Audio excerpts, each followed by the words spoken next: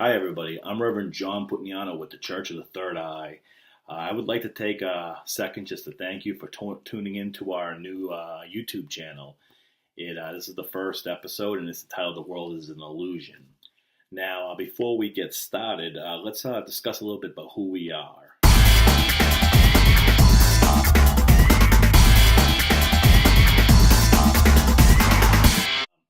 We were founded in January of 2017. I founded it alongside the Entheogenic Guild of America. Together, the two groups are here to promote psychedelic spiritualism as well as awareness and activism in regards to entheogens. We explore the human consciousness and spiritual evolution. We believe there needs to be a drastic shift in consciousness if we are to evolve past what we are now. We teach various techniques and spiritual practices such as proper ways to meditate, chakra alignment, mantra, prayer, entheogenic shamanism, and much more. We promote an individual experience. It's free of any religious dogma whatsoever. There's no restraints, really.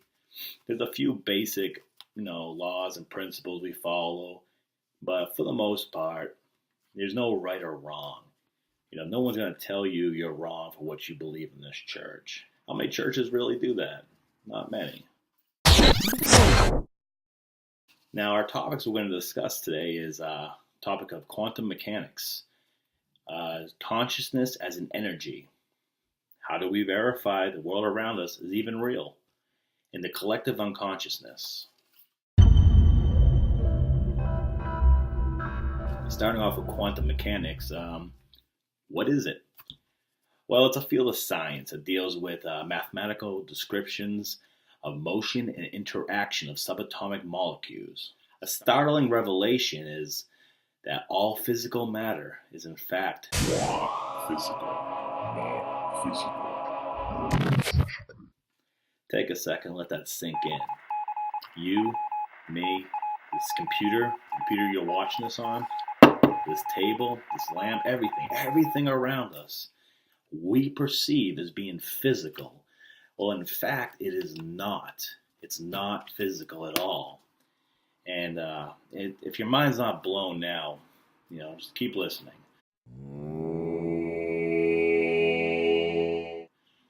As we know, all physical matter breaks down to atoms. Physical matter is constructed of a bunch of atoms that come together. And when we go deeper into the atom, it's made out of photons and quarks.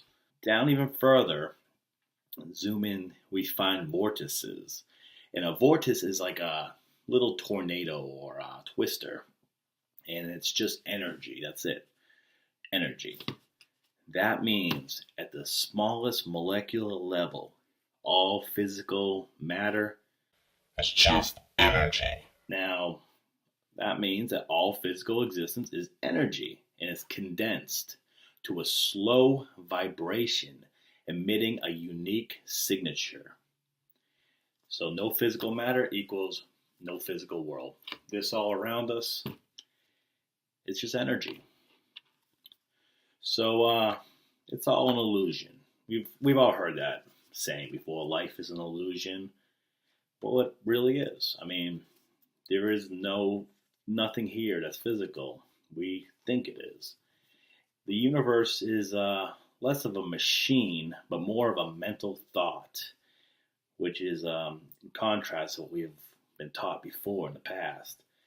And all energy, it's around us, everything's energy, so therefore, safe to assume our consciousness is energy. Now, we know through the laws of physics and energy that energy cannot be created nor destroyed. So with that being said, if consciousness is energy, that means it cannot be destroyed, and therefore death is just an illusion. It's not real. It's a lie. There is no death. There's death of the biological body. There's no more organs and flesh and bone. That's all gone to go away, die, rot, turn to dust. But our consciousness cannot die. It's energy. Now, what happens upon biological death then? What happens to our consciousness? Well, I'm not going to get into that today, but we are going to touch on that subject in a future episode. So keep up and check back. If there's no physical world, how do we distinguish what is real? What is reality? That's a good question, because when we're awake and when we're dreaming are two different states of consciousness. Now, we have come to assume that dream state isn't real, just the awake state is. And we verify this because this world is physical.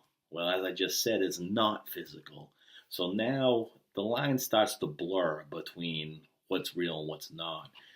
Next, we talk about our five senses. Well, if I can use my five senses, if I can feel this world, touch this world, smell this world, see it, clearly it must be real, right? Well, when you're dreaming, you use the same five senses. You can feel things in your dream, smell them. Everything in your dream is essentially verified by those same five senses. So with that said, what really separates the conscious world from the sleeping world? Like I said, everything points to reality on both sides now. The only real difference between being awake and being asleep is time and order. When we're awake, things are sequenced events, and they come, one after another. And for every action, there's a reaction or consequence. If I shoot a gun at somebody, the bullet will enter their body and exit the outside. But in the dream world, if I shoot a gun at somebody, the bullet might turn into dust in midair. It defies all logic. Time doesn't mean nothing. Things will go by, years will go by in just seconds in the dream world, whereas in the waking world, things are more structured. But does that distinguish reality from not reality? I mean, could it be that there's a universe of cosmic law and a universe of cosmic chaos? Neither one really is verified as being real, so it's just a matter of perception. Speaking of perception, in this world, when I look at this object here, I see this little binder thing here. It's an index card holder. And we both see the same structure, the same color. We see this little elastic band. See that has various compartments and stuff. We see the same object. Why is that if, when broken down to the molecular level, there's nothing physical here? How do I perceive it one way and you perceive it the same?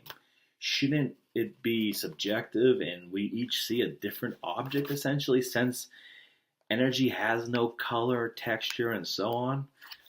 It's an interesting question, and with that we have to depart from science and drift into metaphysics.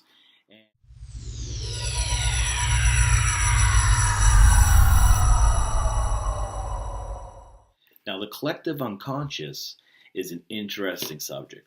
The idea is that all humans are connected by a unifying consciousness, and this is used to facilitate learning and aid in our evolution. And we can further use this to help explain what I was just talking about, how we view the same object. Now, when we look at this binder, and we both see the color of it, the way that we register the same color is possibly because of this collective unconsciousness. Our brains are plugged into this collective, and our brains in our waking state work hard to all see and perceive the same world around us in order to ensure our survival and productivity. If I saw a cat and you saw a binder, we wouldn't be able to accomplish nothing. We would see different worlds. Nothing would get done. So with the collective consciousness, we all see essentially the same object. And when we're asleep, we unplug from this collective. And the reason being is so our brains can rest. It's no longer restricted to the laws and the cause and effect, the consequences of our actions. Our consciousness is free to roam without any boundaries. Now, that sums up our first episode. It's a rather short episode, but I wanted to get one out there just so you guys can see where we're going with this. And more episodes are coming. Some of the topics we'll be discussing is the spirit molecule, which will discuss dimethyltryptamine, or DMT, which is a psychedelic drug that is also naturally occurring in our own brain. We'll discuss psychedelic truth, the truth about psychedelic drugs, and dismiss a lot of the lies and propaganda that we've been told over the years. We will discuss life after death and how DMT may play an important role. And we'll discuss kill yourself to live.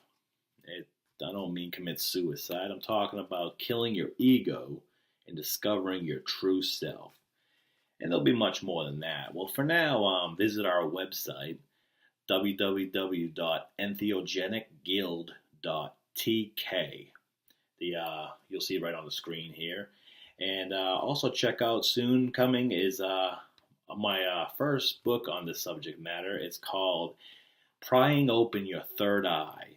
It will be out soon, and you can find out how to order it on our website. And in the meantime, also check out our Facebook. And also don't forget, subscribe to our channel so you can keep up with every episode. This is Reverend John Putniano. Till next time.